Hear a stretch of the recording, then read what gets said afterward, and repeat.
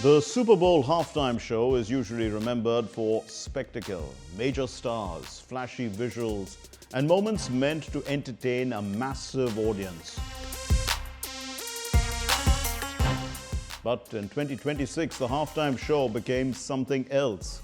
It turned into a political and cultural flashpoint, sparking debate far beyond the stadium. At the center of the controversy was Bad Bunny, one of the most influential music artists in the world today. Bad Bunny, whose real name is Benito Antonio Martinez Ocasio, is a Puerto Rican singer and a rapper who has reshaped global pop music. At just 31, his achievements are historic. In 2025, Spotify named him the most played artist in the world.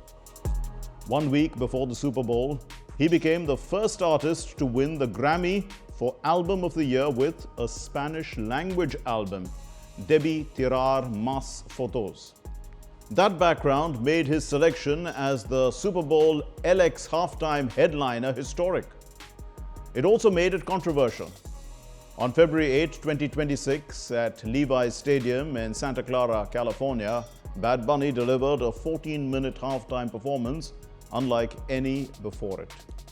It was the first Super Bowl halftime show performed almost entirely in Spanish. The broadcast drew a record 135.4 million viewers, making it the most watched halftime show in NFL history.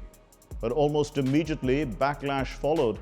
US President Donald Trump did not attend the Super Bowl LX. Instead, he hosted his annual Super Bowl watch party at his Trump International Golf Club in West Palm Beach, Florida, where he watched the game on television.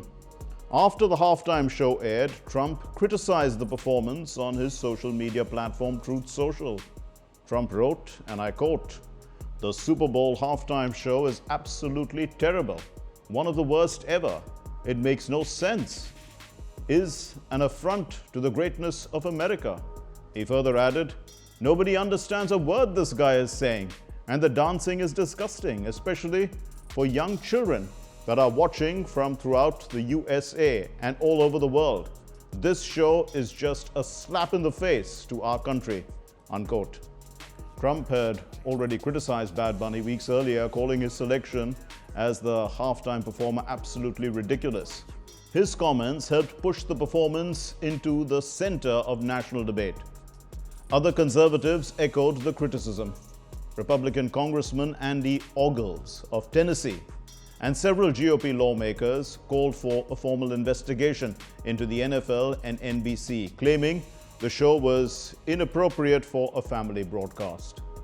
Conservative media figures framed the performance as part of a wider cultural shift they opposed.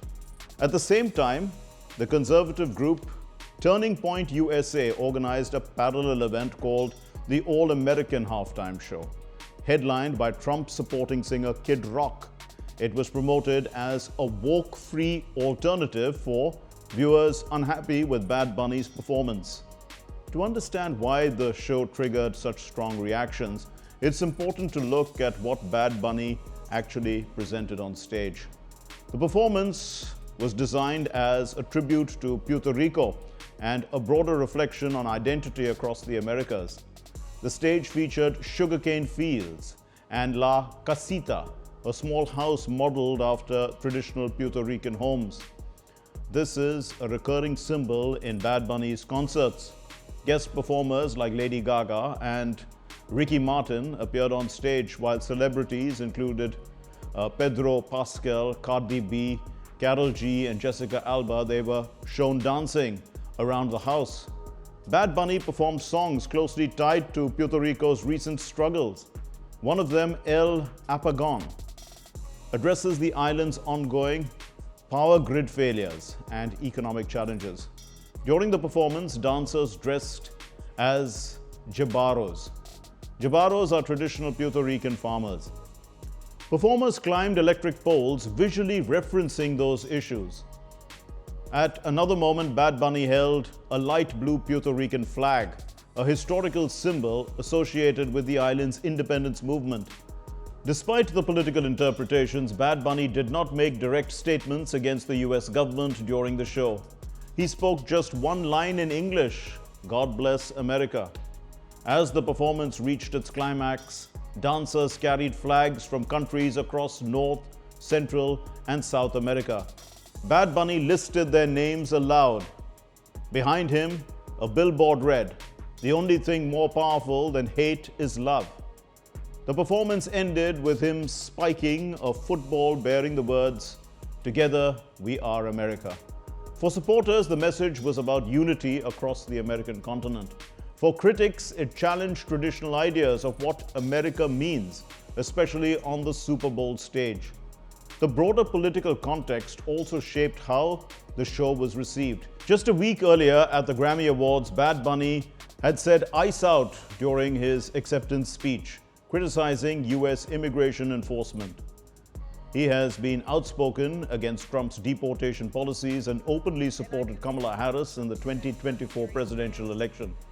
Ice out! We don't want people killing American citizens. Although none of this was directly stated during the halftime show, it influenced how the performance was interpreted.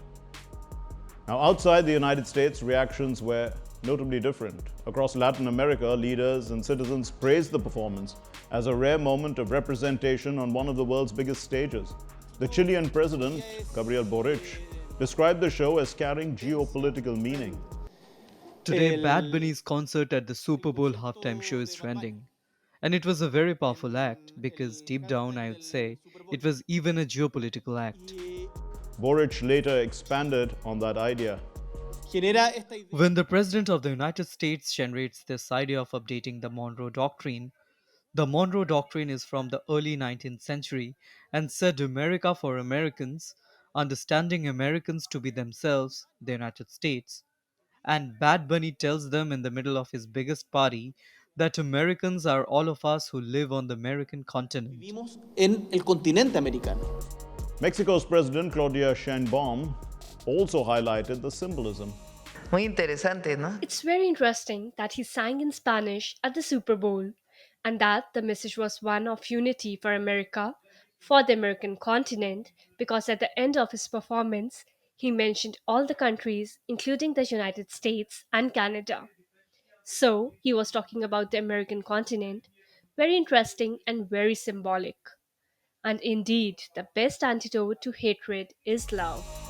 Among younger viewers in the region, the performance struck as a strong emotional chord. Algo controversial. It's something controversial now, especially with what has been said, especially there in the United States, since people are very much against Latinos today there in the US. But I think it's still an important message, since here in Latin America, it's something that I think hit hard, and most Latin Americans liked it. So I think it's something beautiful, something that makes itself seen, and I think it's a very great message that was shown there by him, who has the voice of Latin De America. Latin America. After the game, the controversy continued online. Amid intense political attacks and trolling, Bad Bunny wiped his Instagram account, which had over 51 million followers. While some viewed it as a response to the backlash, others speculated it could be linked to future projects. Commercially, the response told a different story. In the days after the Super Bowl, Bad Bunny's Spotify streams surged by 470% worldwide. Now let's look at some numbers. More than 36 million Latinos were eligible to vote in the 2024 US election, making up about 15% of the electorate. While Trump won 48% of the Latino vote that year, his immigration policies since returning to office have renewed debates within the community. Bad Bunny's Super Bowl halftime show landed at the intersection of entertainment, identity, and politics. For some, it was a celebration of culture and unity. For others, it crossed a line. What is certain is that the performance was not just watched, it was debated across borders, making it one of the most controversial halftime shows in Super Bowl history. That's all in this edition of Connecting the Dots. We'll see you again next week with more raging issues. Until then, it's goodbye from all of us in the Delhi newsroom. This is Mark Lynn signing off. Take care and stay safe.